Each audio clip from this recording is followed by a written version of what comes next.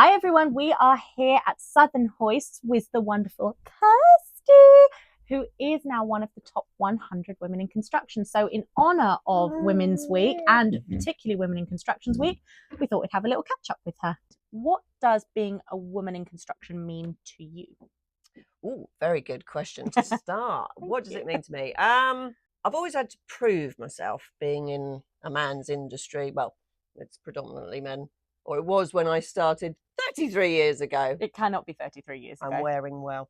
Back then, it was very difficult for a woman in a man's world. I had a lot to prove. I am quite outspoken. As the years have gone on and I've seen more women coming into it, it's great to be able to support them. And I mean, we've had this skill shortage in the industry for so long. It's like, there's this whole untapped source. These Like, ladies go get them that want to be in, but are too scared because the stigma attached to it is like, well, it's only for men and it's a dirty job. And it's like, do I look dirty? Look, I have clean hands. I have painted nails. It's the stigma, but there's so many opportunities within the industry now. You can sit in an office and do marketing these days. Admittedly, back then that wasn't a thing, but like as you can see, it is now. Well, nowadays there's, like you say, construction has grown just as a general thing. We've now got marketing, we've got more mental health awareness, physical health awareness, these kind of things. And I know we'd previously spoken about in the last Women in Construction article, which is still available online. Check it out. About actually bringing women into the fold will make the work environment more didactic, more it's not just about diversity, really, is it? At this point, it's actually looking at diversity and inclusion, 2 tick boxes again. Exactly, but it's about actually having the right person for the right job. So what do you see now as the climate for women in construction? Do you think we've made this big leap forward and are getting more in, especially since the last time we checked in, which was about a year ago? So do you think that since we've spoken the last year, we were going to do a little check-in and see how it's going? What do you think has happened in the last year in terms of women in construction? I think there has been a real push for women in construction now, which is great. I mean, a few months ago, this CITB's top 100 women in construction, that wasn't a thing. All this celebrating women wasn't a thing a long time ago. I mean, even if you go back 5-6 years ago, it wasn't there. And now everyone wants to be part of it. And it's encouraging more women. So celebrating women in construction, because there's a little bit of a climate that people think it's either a little bit too late to start shouting about it, or that it's maybe a bit of a tick box exercise. What do you think? It's a bit of both. Women's lives have changed. Go back many, many years ago in the dark ages, when women were the homemakers, the baby makers. They just looked after the men. They weren't expected to go to work. If they went to work, that was just bizarre. I mean, my mum, for instance, she went to work. She was the only lady for miles working in a man's industry, because she worked in car hire industry. Oh, blimey. Okay. Exactly. And that's how she met my dad. Aww. My dad said he would hire the most expensive car if she went on a date with him. And they did. And here I am. I do think, times have changed, expectations have changed. And there is a big drive, there's a big push from lots of different parts of the industry, different associations. But I also think it's not as scary coming into the industry now, because there is the support for women coming back to work. And, you've got Blair. Literally have my baby with me. Exactly. You've got Blair, but, you still are in the industry working. You're a woman, but you're still a homemaker, got a baby. It's that hybrid. You've got to do the approach, isn't it? The juggling. It's the juggling bit. Yeah, basically. So there's more of a welcome certainly nowadays, and I think that's 100%. fair, that there is more of a welcome. Do you think? Because again, one of the things we spoke about last time is it's also workforce retention, actually keeping people on board. Yes. So we're welcoming people in. Do you think we're keeping them? I think there is a lot more, how do I put this? There's a lot more opportunities to retain them. I think some companies may be put off by but they might need the school holidays off, for example. We all know how expensive it is. I do think, yes, we are retaining better now. There's still a long way to go. But I mean, going back to diversity and inclusion, that's been a big thing for the last few years now, and it has been for a lot of places just a tick box. And it's like, yep, we've got a woman. Yep, that do. So do you think the climate now, where it was started as this little tick box exercise, do you think that actually now that that's broadened to be, I think now more of a legitimate venture? I do, because I think it was a tick box exercise. There's 100%. I saw it so many times. But I think now there's so many women have joined the industry, and we are good at what we do. If you know your stuff and you can prove that you're as good as any man, then people want to keep hold of you. They're not going to let you go. If you need a day off because, there's not well, or got inset day at school, whatever, then yeah, fine, because they know that you can do this job and you will get the work done, regardless that you've lost a day. So I don't think. But you've got the right person in the job.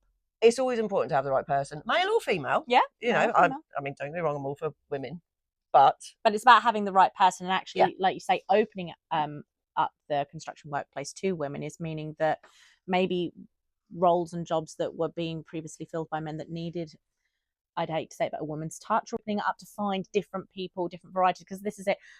Not all women are the same. We are all different, and we bring something different to the job, the same as men would. But do you think that it's women that have then pushed this? They've taken that tick box, they've taken the little foot in the door, and they've gone, do you know what, we're going to run with this? I don't think it started with women pushing it. I think it was the tick box exercise. No, but I'm saying like taking the tick box and going, okay, we've got that. Yeah, absolutely. Now 100%. we're going to make something because of it. Now, I mean, you've only got to look, on social media to see how many women are in construction now. Yes. And also, I mean, it's like with CPA, Stars of the Future, get your apprentices in, it's brilliant, because, that it's not a tick box exercise. It's not, we've got to have some women in this. But the amount of girls that are put through for that with the boys, the ratio is completely changed now. And it's like, and some of them are just incredible. I mean, a 16-year-old, and she is going to run the world. I can quite assure you of that. She was superb. And I just think it's brilliant that, these kids didn't know what they wanted to do, because nobody in schools, I mean, my careers officer definitely didn't say construction was an option for me. No, I don't. Because I was a girl. I don't think it came up at all with mine. I think that we were quite excited that at ours they said some of us could be lawyers, but it was still mainly. There's a lot out there for girls wanting to get into the industry now. And like you said, it's so different. There's so many strings that you can go down, little paths. You don't have to be a brickie on site, getting muddy and coming home going, oh God, I stink. Construction's more than that. It is. I mean, you've only got to look, QS positions. You think, what's more fun than saying, no, I'm not going to pay you? But it's the truth, isn't it? Yeah. But, it's like, it's not generally, I think, I mean, most certainly when I started, I just thought, a woman in construction is like, oh, you're out on site, you're getting dirty, and it's all right when the ice cream van's out and it's sunny, but when ice cream van, cold and wet, no. No, but like you say, there is just generally, I think it's important that people know that there's more to construction than 100% than just being out on site, but particularly for women and actually changing the work environment. I mean, even for men as well, I think we talked about as well, having women in the workplace often opens up to talking about more things. I mean, we as women, we like a gossip, we like a gab, but I think that we ask more questions, and I think that we look more into people's lives and well-being, be it whether we're nosy or because we're caring. I was going to say, that's because we are women, we are nosy. Be it either one. I think it started to open up. From what I can see, there does seem to be quite a correlation between more women in construction and opening it up to other areas like mental health, time off, like dependence leave, that kind of thing, and that affects men as well. It isn't just women that want to talk about their but that's mental because health. Society changed over the years, isn't it? And I think you're right, because I am predominantly the woman here at Southern Hoist, with lots of merry men.